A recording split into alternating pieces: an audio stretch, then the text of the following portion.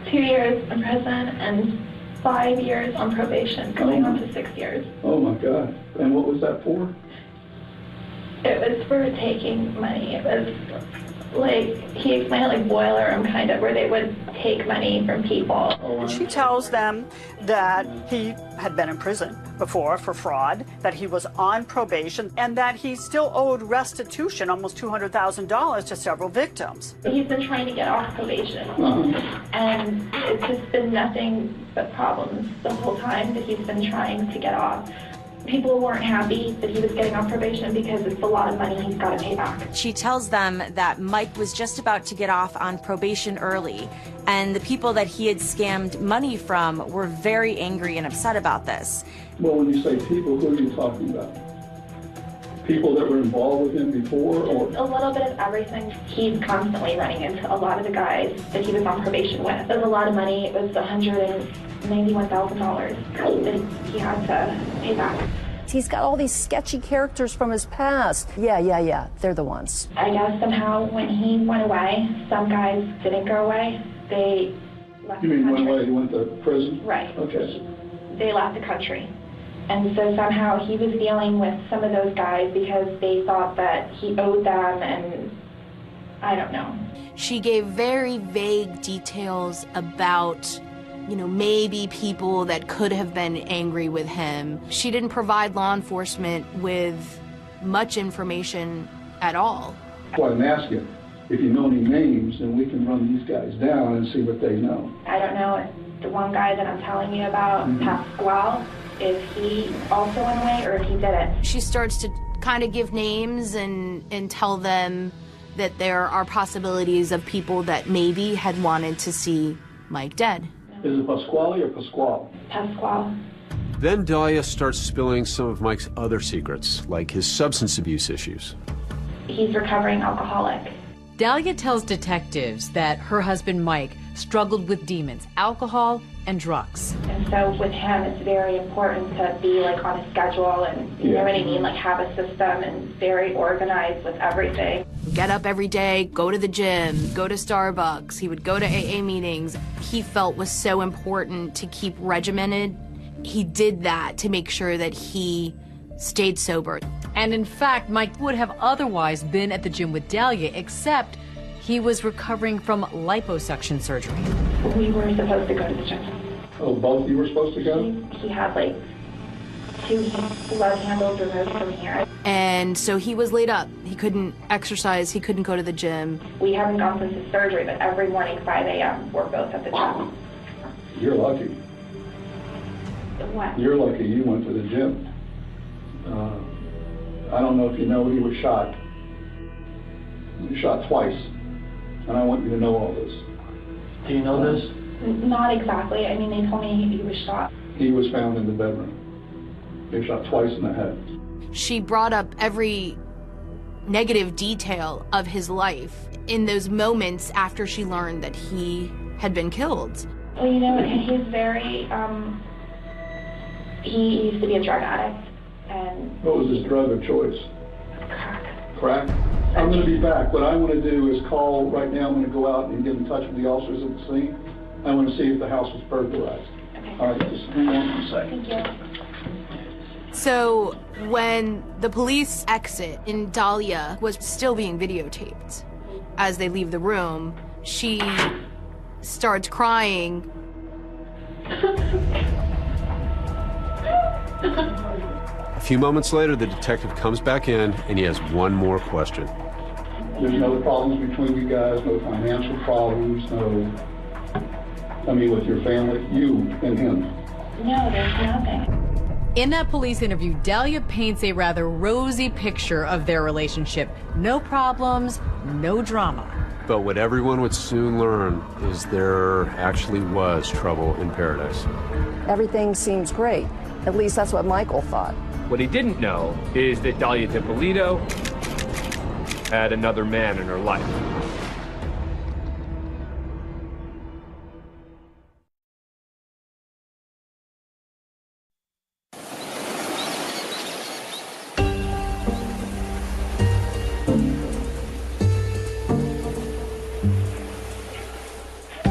As Dalia Dippolito sits in that interrogation room, there is still a lot that investigators don't know about her.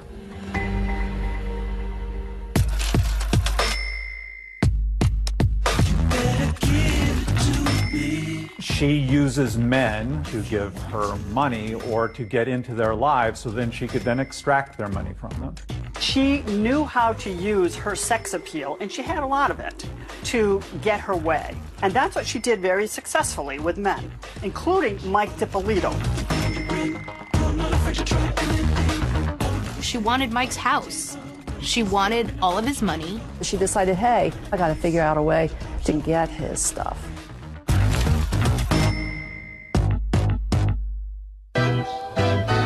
She had several men wrapped around her fingers. One of those men was a Florida businessman, Mohammed Shihada. He was a 32-year-old Jordanian national. He was a quasi-actor. In fact, if you go to the site for Mohammed's talent agency, his online portfolio is still there.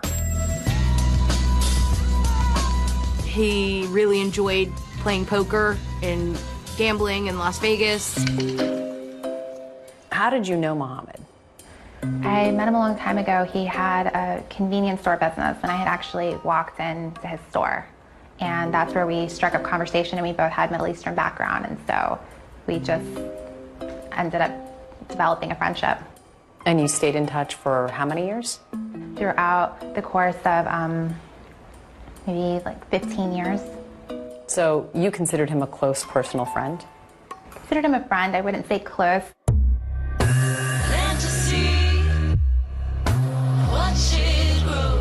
They began a flirtation, which was very heavily sexually charged. When she needed something, they would rekindle that old flame, so to speak. If she needed to vent about a guy she was dating or a relationship that she was in, she would talk to him. So in July of 2009, after Dalia was married to Mike, she reached out to Mohammed once again, as she had done over time. She starts a narrative with him about Michael Dippolito. Dalia told Mohammed that she was physically abused, that he was controlling, and she just needed out of the marriage. Were there any stresses on the marriage? We got into little arguments and things, but it wasn't anything major. But Dalia tells Mohammed that her husband is abusive, emotionally abusive, so much so that a regular divorce isn't going to cut it. So she wants Mike out of her life for good and turns to Mohammed for help. She wants for a more permanent solution to her problems. Dalia confides in Mohammed that she wants Mike Dippolito killed. They meet at a gas station in Boynton Beach. Dalia tells Mohammed that she's desperate, that she needs to have Mike killed. It's a common thread throughout these types of cases. Beautiful women, and they also often involve allegations of abuse. Mohammed is really nervous that if Mike Dippolito is killed, that law enforcement would come back to him, and he didn't want that to happen, and he didn't want Mike to be killed. Mohammed Shihadi is actually the person that called police and said that Dalia Dippolito was planning to murder her husband. We had a gentleman come into the police department advising they had some information in reference to a young lady that wanted her husband killed. They captured this first conversation that they had with Mohammed on a tape recorder. Okay, tell us what happened. She asked if I knew someone who can kill her husband for her. I said, basically, no, I don't.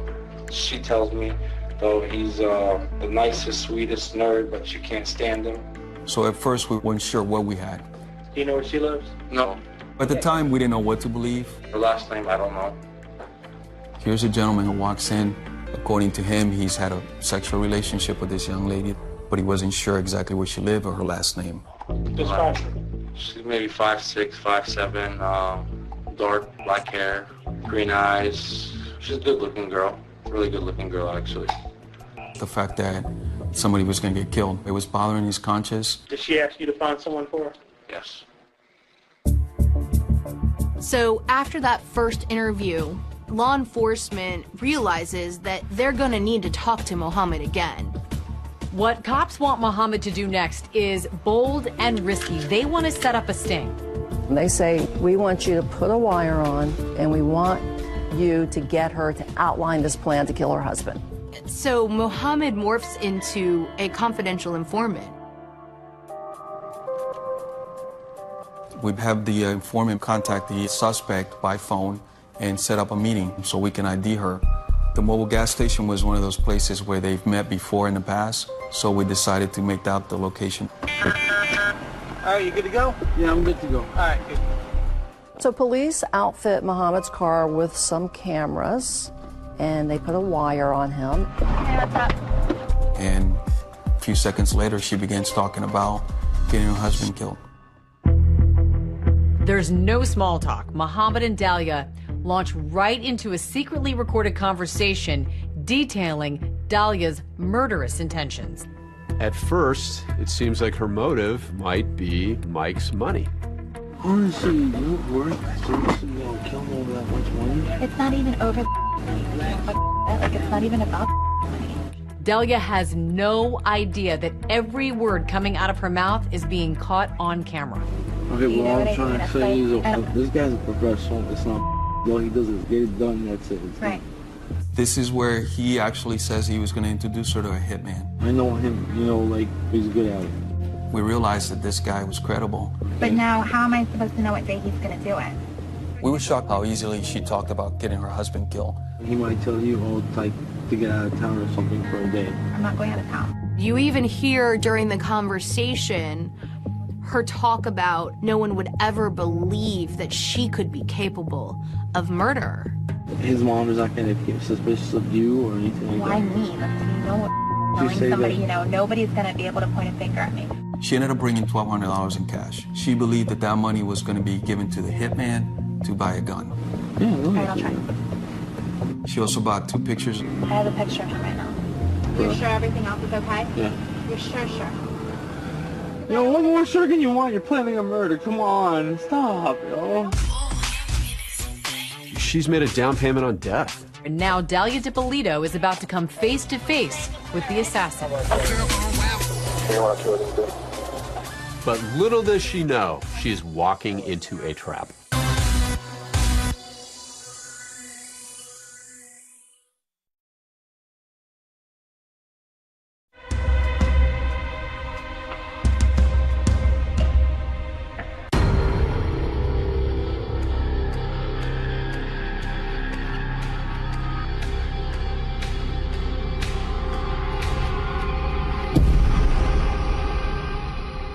After Mohammed Shihada alerts Boynton Beach police about Dahlia DiPolito's deadly plan, Dahlia meets face to face with that hitman. What she doesn't know is this hitman she's about to meet is actually Witty Jean, Boynton Beach police officer who is working undercover on this case. They agreed on a location, which was a CVS parking lot in the city of Boynton Beach. Pretty much parking this exact spot right here. We had 2 cameras in the car. The cameras were positioned in the back seat. You can't help being a bit nervous as you're doing this. Remember, there's 1,000 things that can go wrong. She parked and got into the car and she said, hey.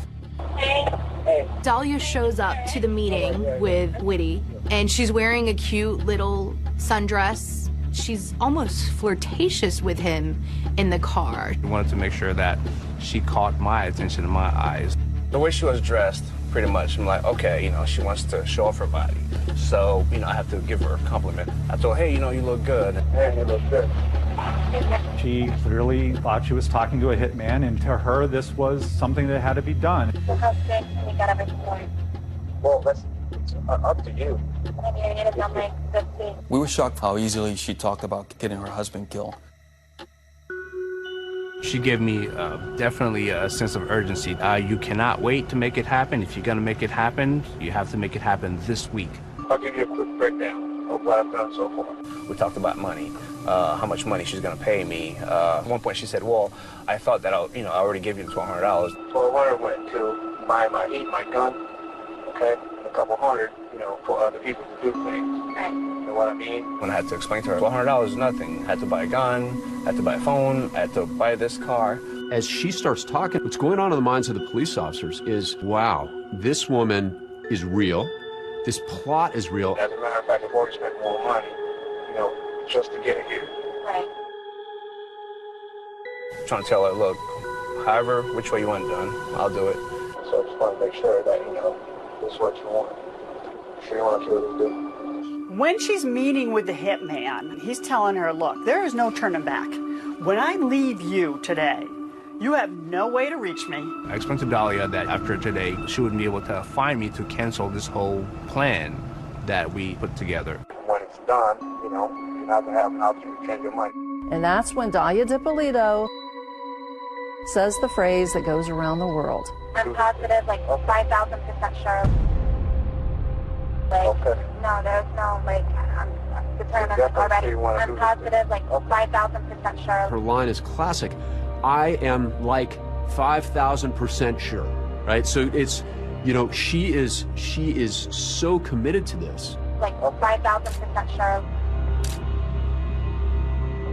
I didn't think she was going to be that open. I'm 5,000% sure. When I say I'm going to do something, I'm going to do it.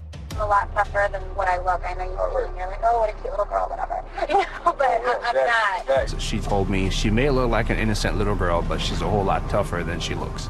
The most surprising thing about my meeting with Dahlia was how adamant she was in making sure that this was done.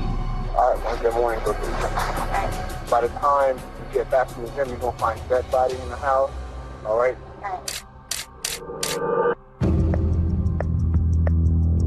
As the Boynton Beach Police Department are preparing for their starring role in this true crime drama, Cops television show are like flies on the wall, recording every bit of it. Our police officers, our detectives, our professional staff, they every day are doing things in our community to keep people safe and to save lives. And for us, it was a great way to showcase that and to let the community and the larger community know what these heroes are doing every day.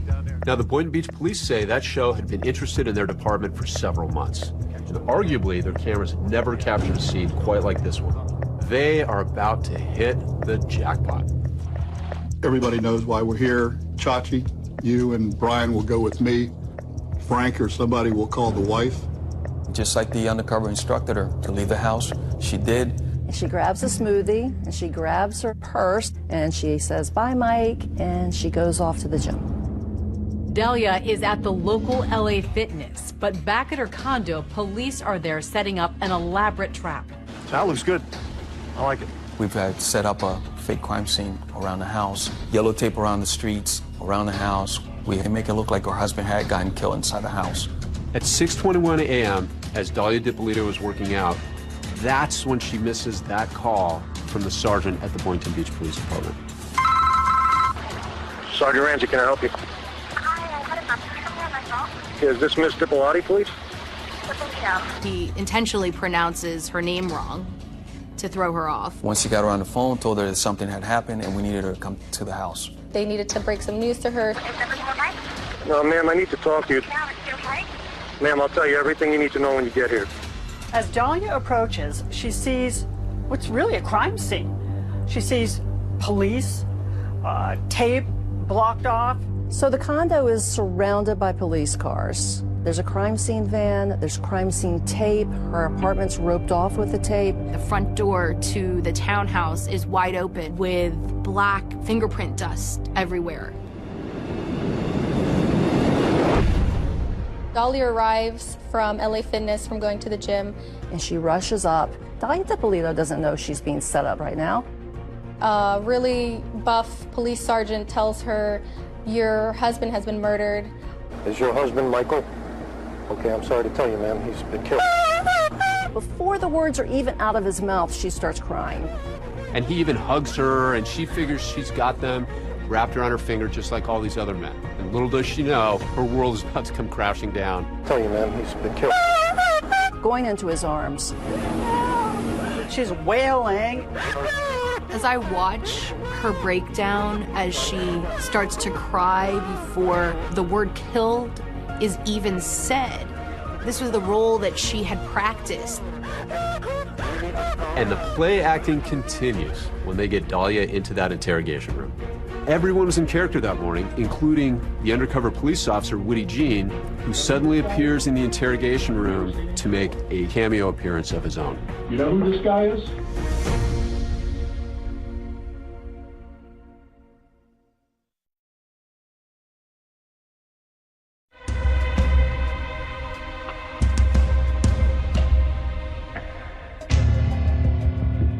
And tell us everything you know about who he knows, who he's connected to.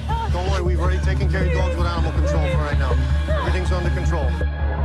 Dahlia's acting, and the police are acting. As she's brought to the police station, everyone involved is faking it. They think they have the goods to charge Dahlia DiPolito, but the police still want to see if they can make her crack. They're going to give her every opportunity to own up to what they suspect she did. You have the right to remain silent and not answer any questions. Do you understand that? She absolutely thinks that she has everybody fooled. He was found in the bedroom. They shot twice in the head. He wouldn't open the door unless it's somebody that he knows. Well, then- You don't open for anybody. She believes that she's going to be able to convince law enforcement that she truly loved Mike and that she had nothing to do with his murder. When the police asked Dahlia if she wanted her husband killed by any chance, she denied it, completely denied it. No. You wouldn't want to kill him, I hope. Not at all. We are fine, like there's nothing. Dahlia DiPolito is pretending she knew nothing about this, and the police are pretending like her husband is actually dead. Did you want your husband dead? No, absolutely not. Did you want any harm to befall him? Never. No, never. Suddenly, the tide begins to turn, and the police get tough with Dahlia. They've had enough with her charade and with her lies. Police are thinking that by ushering in that would-be hitman, the man that she paid to murder her husband, surely that will get her to come clean. Do you know her? Put your head up and look at her. Put your head up. I've never seen him. What were you doing coming out of her house? Get him out of here. Inside, I was kind of laughing because I knew that I spent a good 25 minutes talking to her, and hearing her saying that she's never met me was pretty shocking. She denies ever meeting him, and she doesn't know who he is. And then the detective all of a sudden goes from being the grandfatherly figure that he had been into more of a aggressive. You're going to jail today for solicitation of murder. You're under arrest. That's an undercover police officer. We filmed everything that you did, recorded everything that you did. You're going to jail for solicitation of first-degree murder of your husband. I didn't do anything. Did you hear what I just told you? I heard what you said, but I didn't. Everything, listen to me. Everything has been recorded. You were photographed in the convertible when you sat in this car in the front of CVS. What do you want to do? I don't think for a second that she thought that investigators in the interrogation room were going to turn on her. Listen to I me. didn't do anything. You're going to I jail. didn't do anything, please. I didn't do anything. Can you talk about that moment when you realized the tables were turned? I panicked. I was just completely frozen, and I couldn't move. I couldn't really process and digest everything that was going on. Shockingly, the Boynton Beach Police Department media director posted the video of the staged crime scene. The Boynton Beach Police uploaded the video the same day. This was our way of getting video to our local media. We uploaded the video just as we did dozens of other videos. We see this stunning video of this takedown, this woman crying and wailing. We'd never seen anything like it. It's always a risky move for the authorities to release any information during an investigation. But Florida is one of the most open states in the country when it comes to sharing information with the public. In a matter of hours, we were getting phone calls from national and international media. I need you to take her to the station. I thought it was going to be a very hot story. There's the jilted husband, there's money, there's video. If you want to help your husband, okay? If you want to help your husband. We were stunned. We were delighted. When law enforcement confronts her with all of the evidence that she wants Mike DiPolito dead, Dahlia denies that. Listen to me. I didn't do anything. You're going to jail. I didn't do anything, please. I didn't do anything. She's sticking to her script. She's crying. And with the spotlight on Dahlia, the grand finale is about to unfold. So finally they say, guess what? He's alive. He's alive. Come here, please. Come here. Mike, come here, please. Come here. 3 words to describe Dahlia. Liar, liar, liar.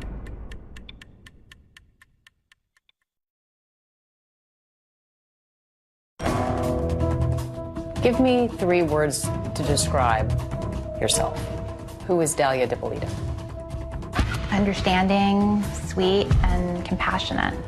3 words to describe Dahlia. Liar, liar, liar. What was that? I didn't do anything, and I didn't plot anything. It wasn't like, kill him softly, don't hurt him. It was like, just blow the guy's brains out and, can I get a cheese sandwich with that? I'm positive, 5,000% Charlotte. I see somebody who's struggling. What? How is she struggling if she's 5,000% sure? The whole crime's caught on tape. I mean, what do you do with that? It was a show, it was a tape. That was the purpose of it. You were acting in those tapes. Yes. Liar, liar, liar. He comes up with a defense that rocks the community. This was all for a reality show. She knew she was being taped. She and Mike wanted to be stars. The thing about reality TV is that anybody can do it. Anybody can become famous. I don't know what reality show a 40-year-old convicted felon could be on. They wanted to post it on YouTube to try to get acting parts. That was the plan. It was so far out of left field that they might just believe it. Even now, 11 years after the story first broke, the twists keep coming in the Dahlia DiPolito story.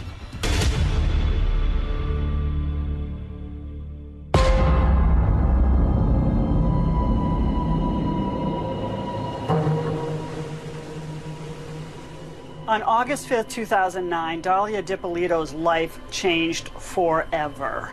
Thank you for coming. I'm sorry to call you. First, police tell her her husband is dead. Is your husband Michael? Okay, I'm sorry to tell you, ma'am. He's been killed. Then she's told she's been caught on tape planning his murder. You're going to jail. I didn't do anything, please. I didn't do anything. Tell me you didn't do anything. I didn't do anything. You're going to jail today.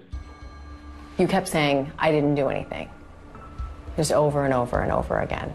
Was that all you could think of to say? They were accusing me of trying to have my husband killed, and I didn't. So that's what I kept continuously telling them. When they turn the table, she doesn't fess up. She just keeps denying everything. And lacking that confession, they kept trying to shock her more and more. And this is the part where what happens in that police department will go down in the history of detective work. This is a masterstroke. The ultimate shock, you could call it a resurrection of sorts. Police tell her that her dead husband isn't actually dead. Your husband is well and alive. Thank God. Oh, yeah, thank God. Can I see No, he him? doesn't want to see you. They bring Mike in. Look, your husband's alive. We've got you. Oh my God. He's alive. The show Cops is at the station capturing Mike's reaction. Come here, please. Come here. She keeps begging him to come inside the room, which he doesn't. Mike, come here. Come here, please. She sees her husband, and he's alive. What? You're alive? This is a dead man walking and talking. You never see this happen. Can't fix this. Why not? I didn't do anything. I heard you. Mike, come here, please. Come here. All of her skills as a femme fatale start rolling in. Mike, come here, baby, come to me. With cameras rolling inside and outside the interrogation room, it is reality TV on steroids. I don't know what's going on, please. For Mike DiPolito, it's a surreal love story that quickly turned into a nightmare. He never saw it coming. For Mike, this was a whirlwind romance. He was head over heels in love with Dahlia. I met Dahlia and we got along very well.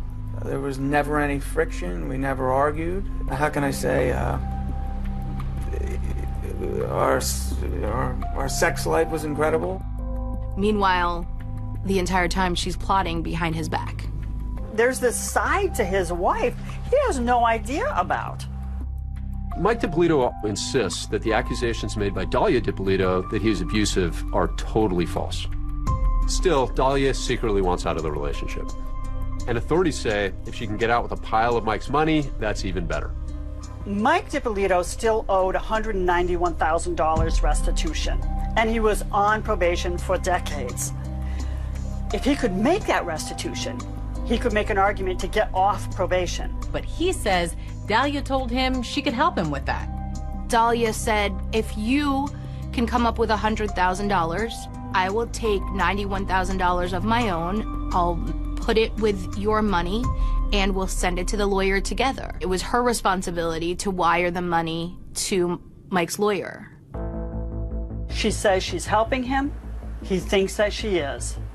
But in reality, she's doing anything but helping him.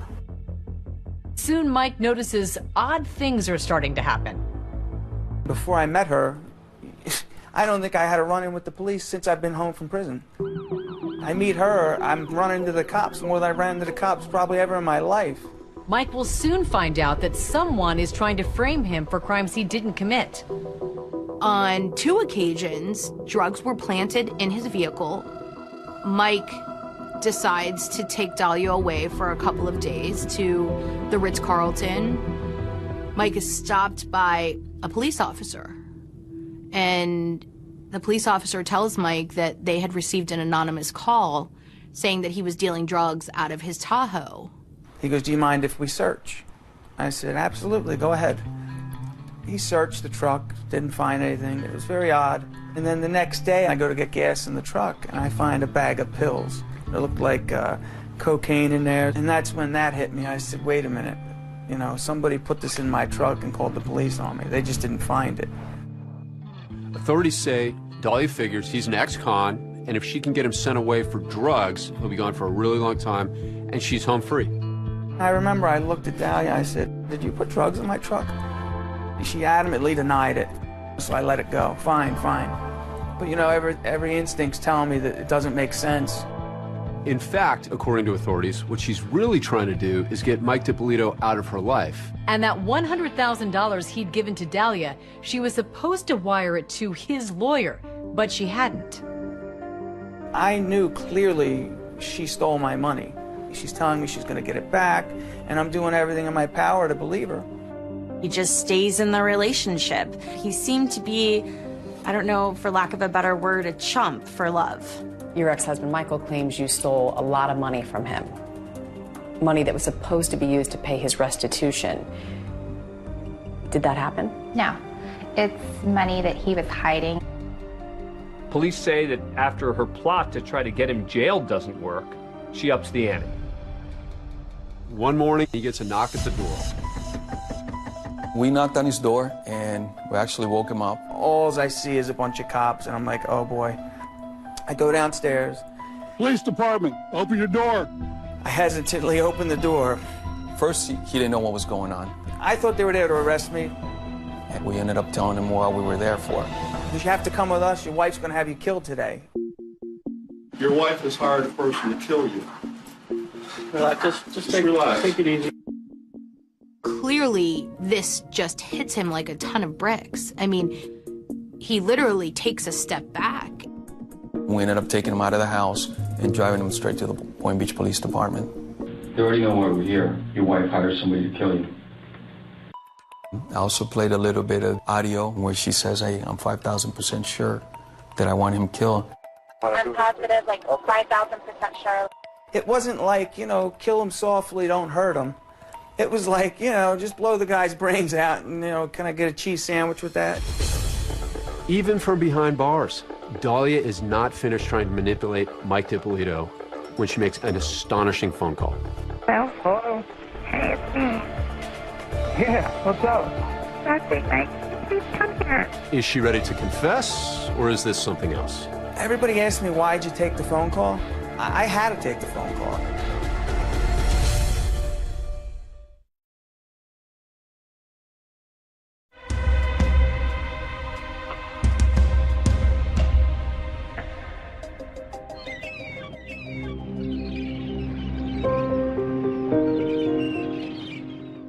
As Dahlia DiPolito is being led out of the Boynton Beach Police Department and over to the Palm Beach County Jail, she has an audience. The press, having seen the video released by police, is there to greet her. Already the media is out there with their cameras capturing it. I didn't do anything, and I didn't plot anything. You were headed to jail. What was that first night like? It was a complete nightmare. I wasn't even officially in jail as the tapes were getting released, and they were already all over the news. They were everywhere. Till death do them part. And it's all caught on video. In the hours since the police released the tape to YouTube, the name Dahlia DiPolito is making the rounds and is making a big giant splash on cable TV. Bombshell tonight. A newlywed in Boynton Beach, Florida. Work it, cry. Problem, Ruh-roh, the hitman, is a cop. I could just watch the video over and over. It just is one of those clips that never gets old. The crying, the screaming, the bending over. Meryl Streep, wherever you are tonight, don't worry, you're safe. You became a headline around the world. Everyone knew your name. It was awful. While in jail, Dahlia makes a few tearful phone calls, first to her mother. Hello? Mom, I'm in jail. I didn't do anything. I didn't do anything. You did. I know you didn't. I know you didn't. Okay. How many times did I told you to leave that guy? How many times did I tell you? But her next phone call is unfathomable. From the jail, she calls Mike, the man police say she has just tried to have killed, and offers him no apologies. Hello? Hey, it's me. Yeah, what's up? Nothing, Mike. Can you please come here? Everybody asks me, why'd you take the phone call? I had to take the phone call. I had to hear what she was going to say. I couldn't help myself to not take that phone call. Mike, please, I need an attorney. Can you please help me? You said you wanted to have me killed. I heard that. It's not true. That is not true. Not true. How can you believe that? I heard your voice. Frankly, it's unbelievable that Dahlia called her husband, the victim in this case, the target of her actions, the person she wanted dead, to ask him to help her. It is just unbelievable to listen to.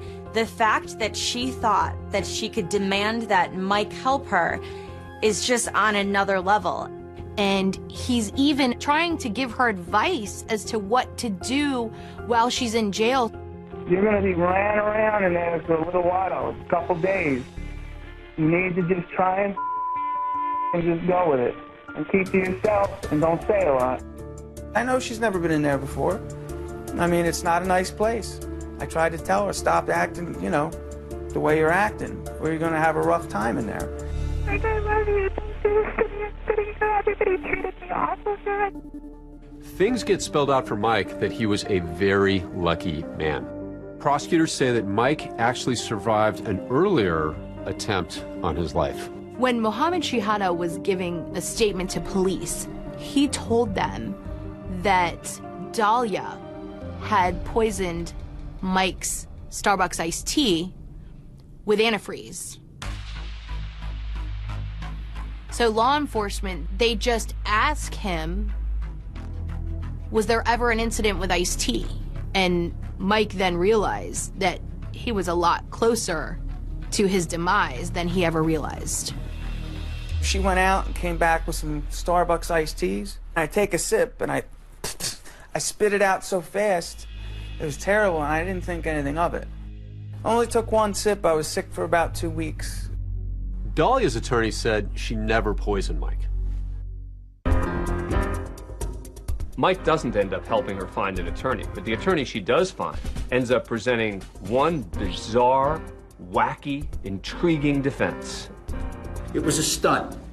It was a hoax, a ruse, a plan that Mike DiPolito hoped to capture the attention of someone in reality TV. You were acting in those tapes. Yes. It didn't make an iota of sense to me. It was so far out of left field that they might just believe it.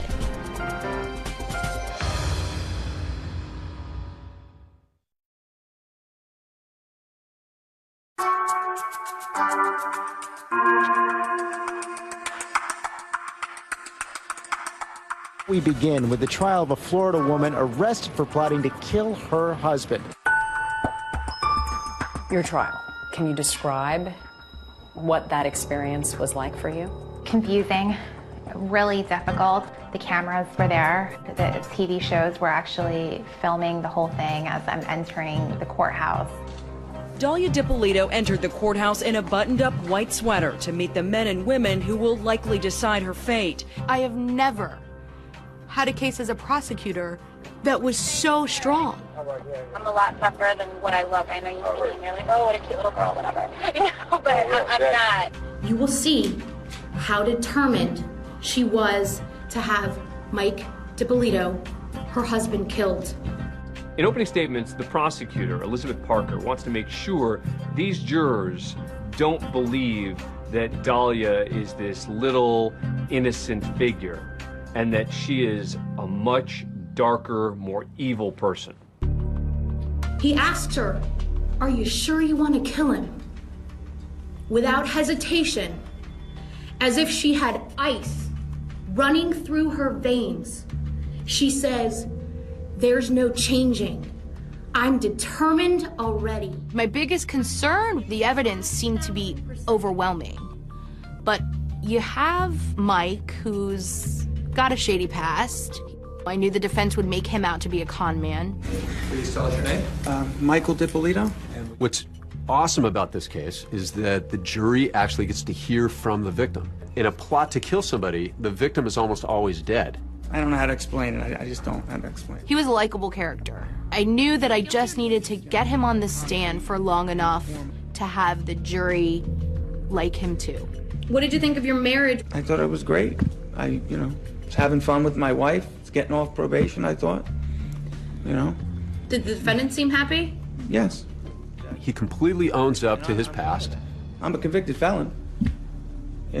I go to probation every month and report. I hold my head up as high as I can. On cross-examination, when Dahlia DiPolito's lawyer keeps asking him and keeps repeating the word probation, Mike DiPolito bites back and makes the entire courtroom laugh. You're like a parrot. A parrot? Yeah. What does that mean? I've been called a lot of things. What's a parrot? Did you do that on probation? Were you on probation? Did you do that on probation? Were you on probation? You know what I'm talking about. I'm just having fun with you. Come on, I'm with you. You having fun with me? Let me ask you something. Is this fun, Mr. DiPolito? This sucks. Okay. It's ridiculous. We're not here because of me. You might as well put me up next. I mean, what are we doing here? But another Mike is about to make an entrance into the trial. Mike Stanley, an ex-boyfriend of Dahlia's. And you're going to meet Michael Stanley. Who prosecutors say discussed with Dahlia planting the drugs in Mike DiPolito's truck. So, the prosecution introduced tons of text messages between Dahlia and Mike Stanley. They were talking about everything they wanted to do once DiPolito was out the way. So their X-rated conversation is read on the stand by Boynton Beach detective Alex Marino. Do you want my hot, tight body all over you? You can just see how uncomfortable this police officer is as he's reading these steamy text messages. Love you so much. I'm so horny for you. Some of the stuff was kind of cheesy. I mean, I had to read it up on the stand. It was not my best moment. Baby, I love you, and I only want to you.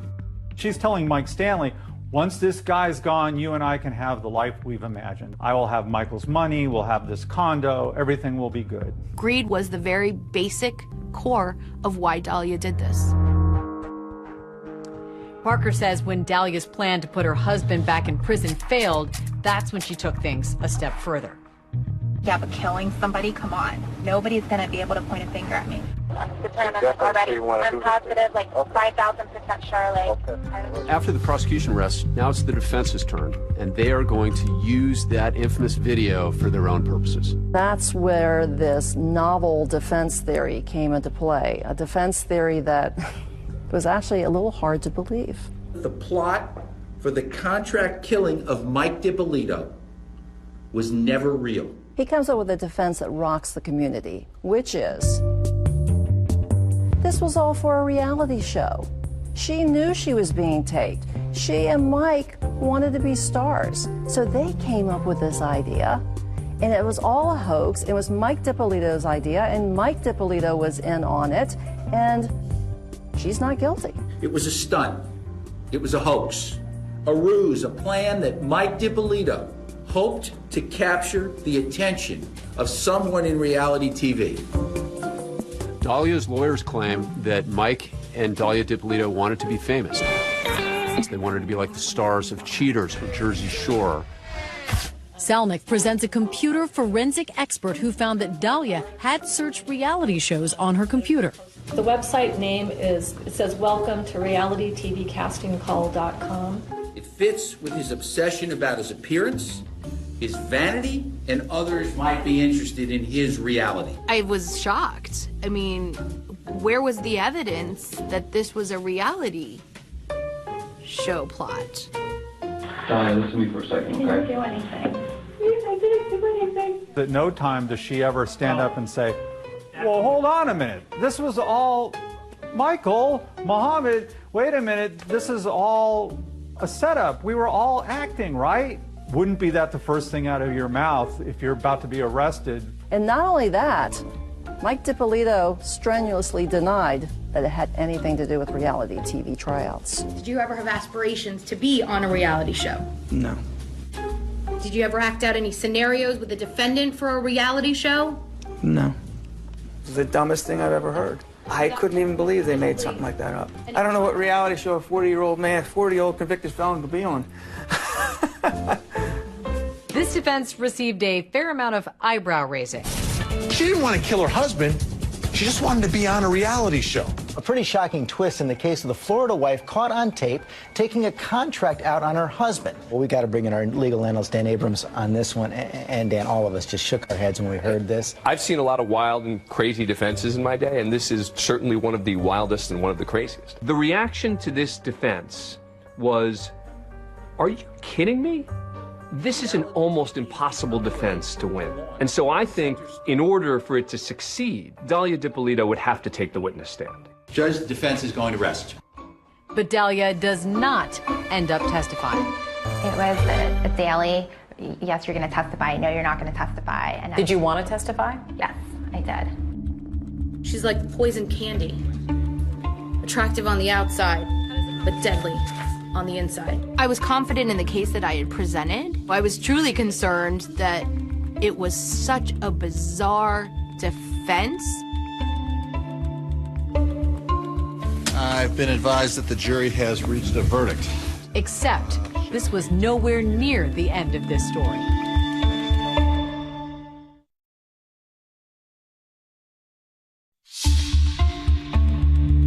Now closing arguments continue in the Dahlia DiPolito murder for hire trial. And this case will go to the jury before lunch.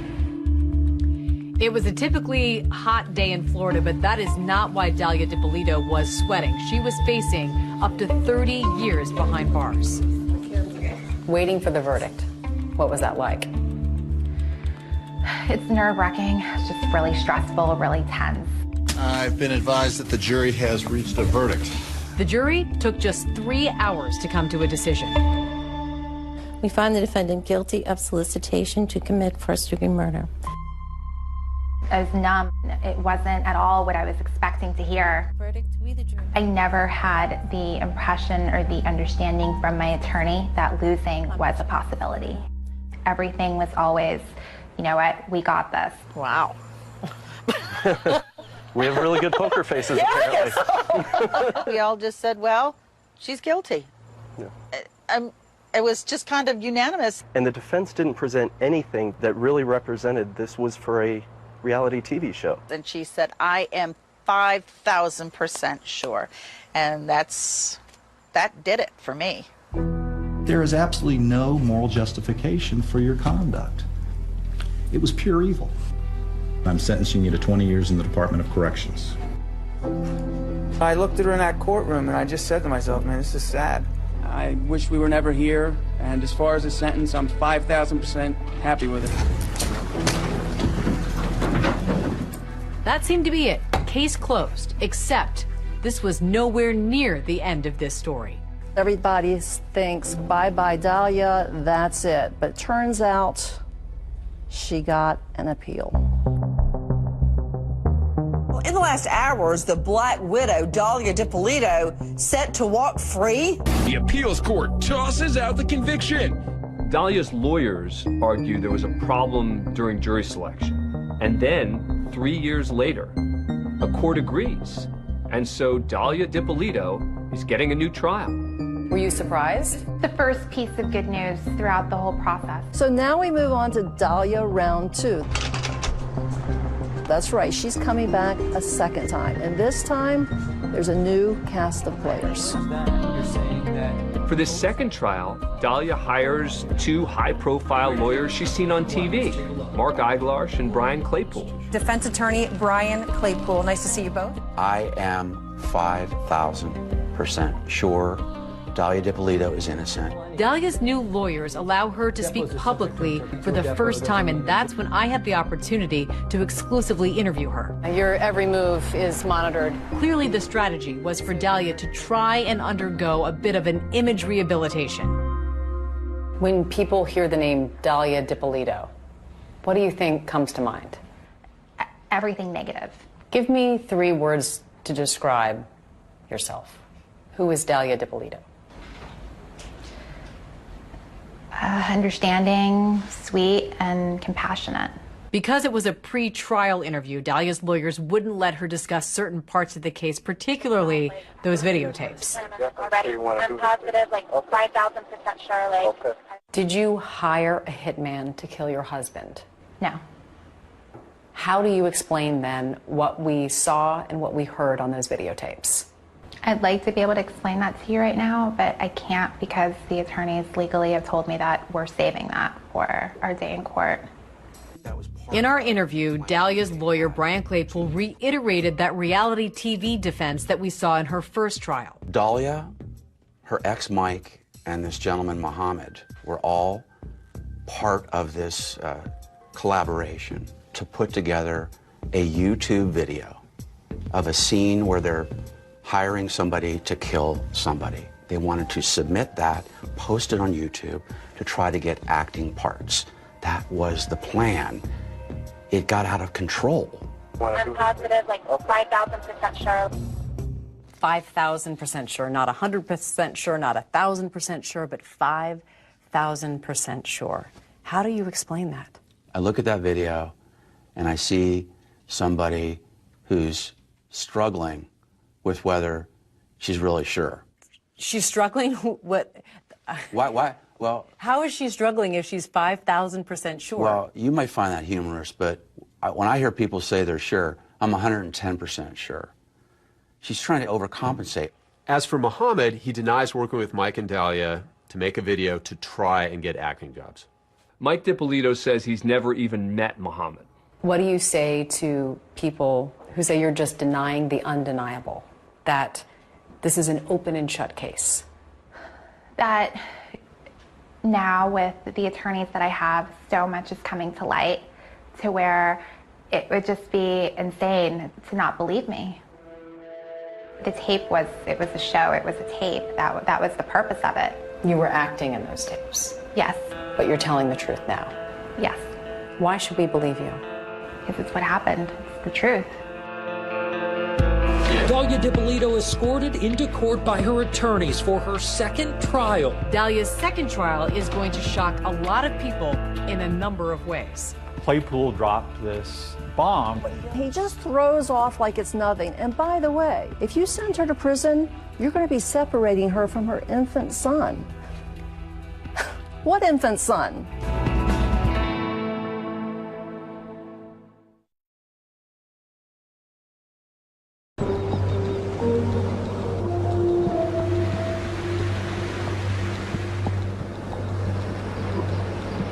walking on the sidewalk right now? This doesn't happen very often. No, this doesn't happen at all. This is the first time I've had a walk in a long time. Yeah, your every move is monitored. I took a rare walk with Dalia DiPolito outside her lawyer's office while she was on house arrest, awaiting her second trial. She was living at her mother's house, tethered to an ankle bracelet. This is what it looks like, and it doesn't come off at all. You've been living under house arrest for the better part of 5 years, nearly 6 years. What's been the hardest part? Not knowing when it's over, not being able to leave, watching everybody around me being able to come and go as they want, and I can't do that. After Dalia's first trial, she was convicted. Prosecutor Liz Parker wrote a book about it called Poison Candy. This is what she wrote about you. She was poison candy, sweet, delicious, mouth-watering on the outside, but deadly within, and designed to cripple the innocent. What's it like hearing those words? It's hurtful. When I found out that the book was out, I was suicidal. Do you think people will change their minds about you when they hear from you in your second trial? I'd like to believe so.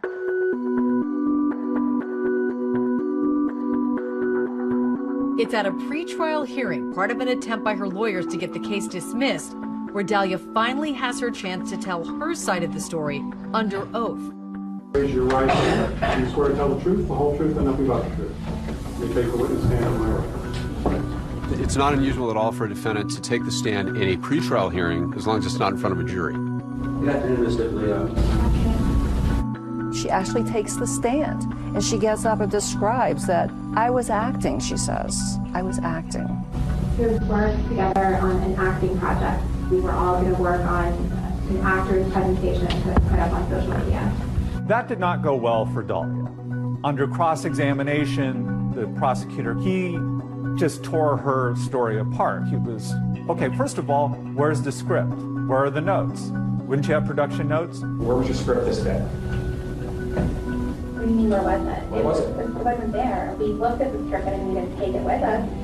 The prosecution punches holes in this reality TV defense. One of the questions was, if this is all about reality TV, how come you can't clearly see your face, you know, with the cameras in the back of the car? How come you can't see any of it? I wasn't the one taking it. I don't know. She had so many holes in her story, it made no sense. Her true self shined through. She was so not convincing at that pretrial hearing under oath that the court ruled against her. She loses the hearing, and so the motion to dismiss the case fails. 9 months later, it's Dalia's second trial. The high-profile retrial getting underway today in West Palm Beach. Dalia DiPolito getting a second chance at freedom after her first conviction was overturned. Trial 2 was handled quite a bit differently by the prosecution. They were going to stick to those videos, and that was it. They didn't even call Michael DiPolito to testify. Because the rest of the evidence was so powerful, my prosecutors felt that they would just go with the slimmed-down version of the case. Her words on those videos prove the crime charged.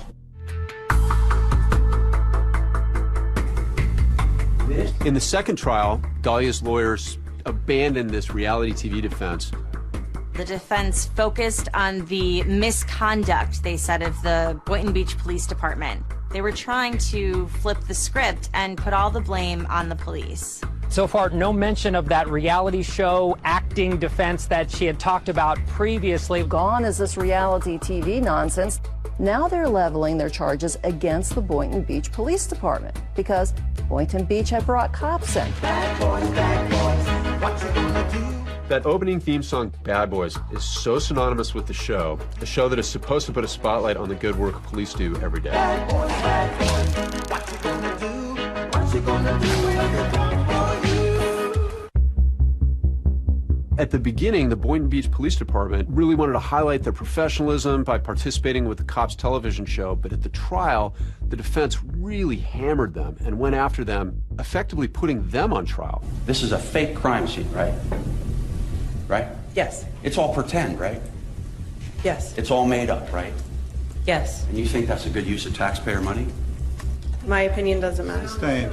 The presence of the Cops TV show created a frenzy within the Boynton Beach Police Department to manufacture good television.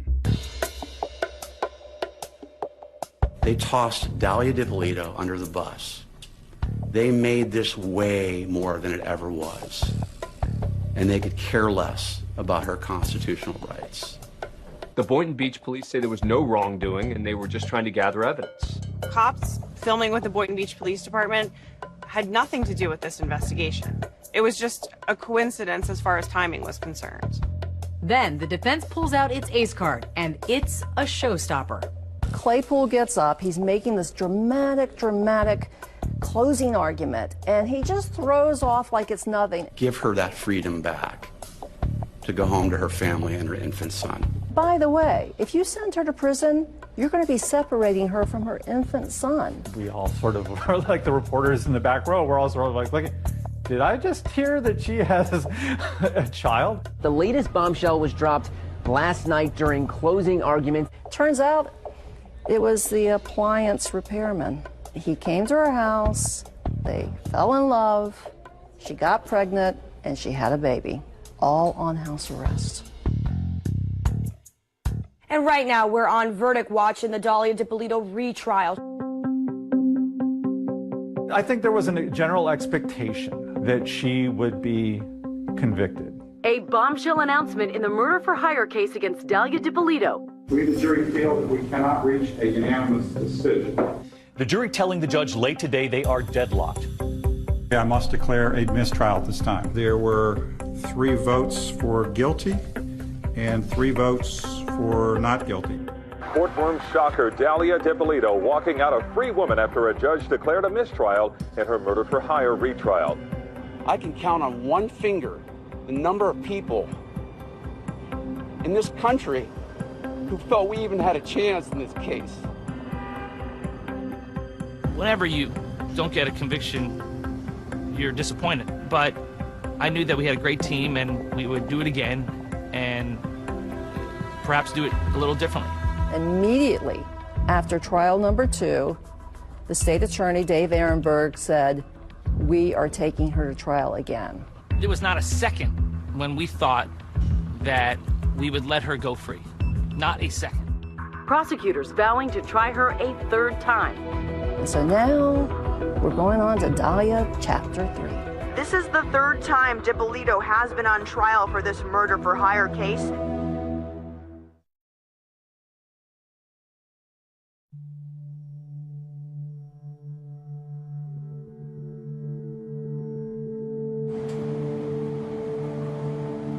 Heading into the 3rd trial, prosecutors are certainly hoping that they can finally close the book on this case. We knew she tried to commit murder, and she had gotten away with it thus far. And until we heard the word guilty, we were not going to be able to exhale fully. This is the 3rd time Dippolito has been on trial for this murder-for-hire case. Well, the prosecutors for the 3rd trial this time went back to the original strategy of putting on more of a prosecution. We wanted the jury to get more context. We wanted the jury to see Michael Dippolito. Introduce yourself to the jury for the record. Hi, my name is Mike Dippolito. By humanizing the victim, you impress upon them truly the importance of this case. It's vitally important that they put him on the stand. Did her arrest for solicitation to commit first-degree murder shock you? Yes. Would it work? Well, in this 3rd trial, it didn't take long for the jury to make its decision. A verdict for the woman on trial in a murder-for-hire. Well, some say 3 times a charm, but not for Dahlia Dippolito. She was found guilty in 90 minutes. I mean, we were all a bit stunned. There was apparently no doubt in the jurors' mind. 16 years behind bars. That is the sentence for Dahlia Dippolito. Dahlia Dippolito expressionless inside a Palm Beach County courtroom today, moments after learning her fate. Dahlia's current release date is 2032. She serves the entirety of that sentence She'd be 49 years old when released. Dahlia, in jail, heads up a Bible study group. She misses her child dearly. Her mom has stepped up immensely to help take care of her little boy. He's a preschooler, and he comes to visit his mom in jail at least once a month. And Dahlia has described him as being very playful, very happy, very outgoing. She is still determined to get a new trial and to get vindicated. Dahlia's attorneys have tried to get the verdict thrown out again. Her case, she tried to get her case all the way up to the U.S. Supreme Court. Earlier this year, the U.S. Supreme Court declined to hear Dahlia's appeal. The Dahlia Dippolito saga is finally over. The reality show is done. The last chapter has been written. We're still fighting, and we're going to file a federal brief to attempt to get a new trial for Dahlia. After she left the prosecutor's office, Elizabeth Parker became Mike Dippolito's attorney and even helped get him off probation. He paid all of the restitution that was owed to the victims. Mike got engaged and seems to be moving forward with his life. How much do you love this guy? I love him a lot. It's nice. Sometimes it's hard to accept something this good's happening to you. He's very lucky to be alive. It's not been an easy journey for him. He truly thought Dahlia was the love of his life. Did you ever love Mike Dippolito? Yes. I married him because I loved him. I was in a relationship with him because I loved him. And now? Now I wish I never would have met him. Oh, I feel the same way. I wish I would have made a left, not a right. Trust me.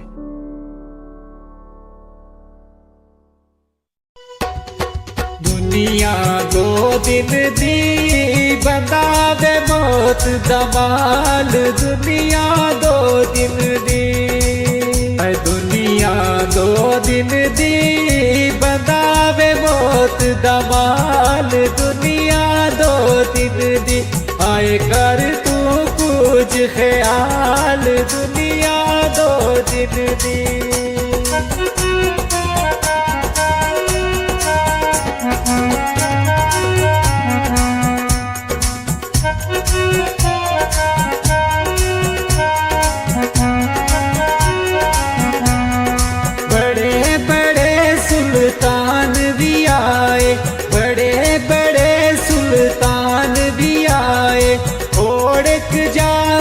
खाक समाए ओढ़क जा बिच खाक समाए आए हो गए ख्वाब ख्याल दुनिया दो दिन दी आए हो गए ख्वाब ख्याल दुनिया दो दिन दी दुनिया दो दिन दी बंदावे मौत दमाल दुनिया दो दिन दी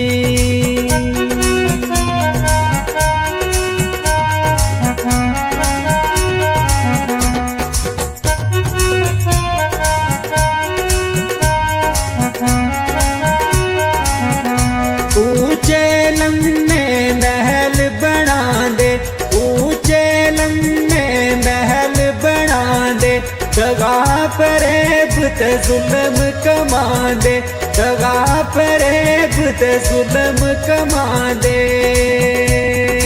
हाय कुछ नहीं खड़ते नाल दुनिया दो दिन दी हाय कुछ नहीं खड़ते नाल दुनिया दो दिन दी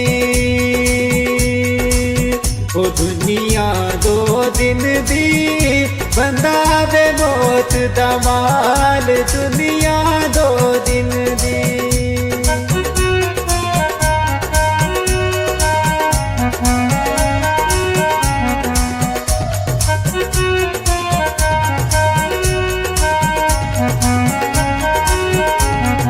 दुनिया देंदी दुख बतेरे दुनिया देंदी दुख बतेरे वीरा कोलू वीर नखेड़े वीरा कोलू वीर नखेड़े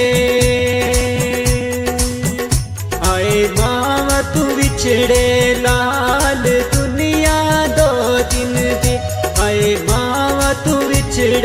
लाल दुनिया दो दिन दी ओ दुनिया दो दिन दी बंदा वे मौत दा माल दुनिया दो दिन दी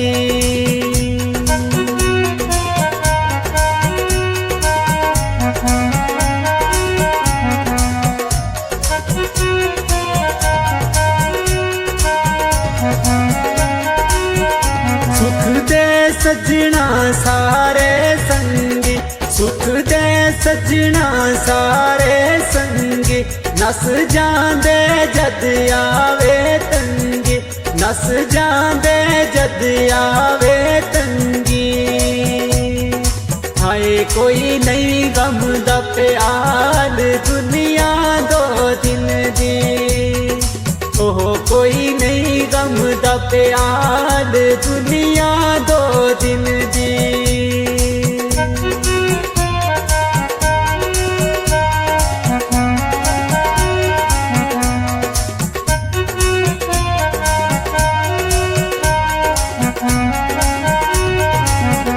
हसना रोना गम लाचारी हसना रोना गम लाचारी आज मेरी कल तेरी बारी आज मेरी कल तेरी बारी हाय कंजरी दी मिसाल दुनिया दो दिन दी हाय कर तू कुछ ख्याल दुनिया दो दिन दी ओ दुनिया दो दिन दी बंदा वे मौत दा माल दुनिया दो दिन दी ओह कर तू कुछ ख्याल दुनिया दो दिन दी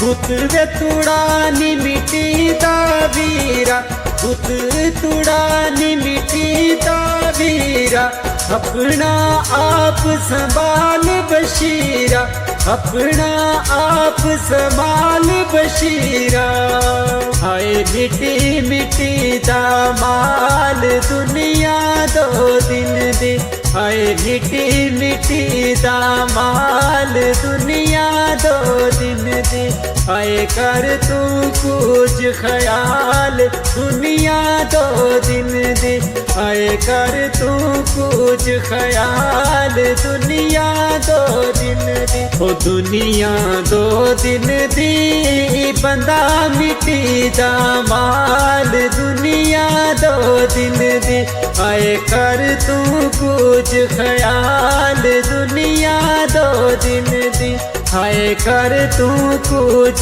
ख्याल दुनिया दो दिन दी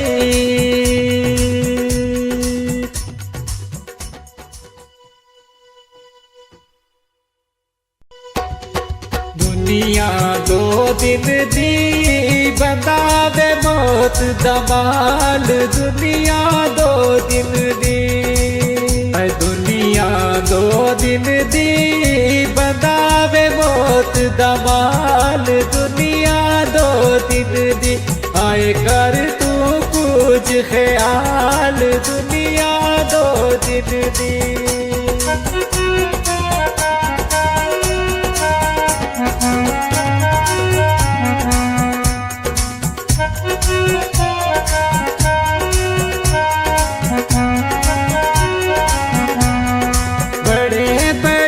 सुल्तान भी आए बड़े बड़े सुल्तान भी आए ओढ़क जा बिच खाक समाए ओढ़क जा बिच खाक समाए हाय हो गए ख्वाब ख्याल दुनिया दो दिन दी हाय हो गए ख्वाब ख्याल दुनिया दो दिन दी दुनिया दो दिन दी बंदा वे मौत दा माल दुनिया दो दिन दी